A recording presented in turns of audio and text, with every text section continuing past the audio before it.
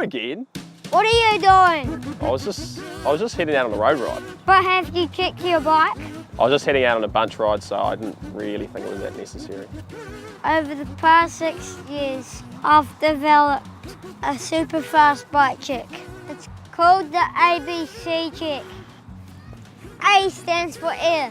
Do your tyres have enough air? B stands for brake. We're going to check your brakes are working and aren't rubbing. Front brakes, back brakes.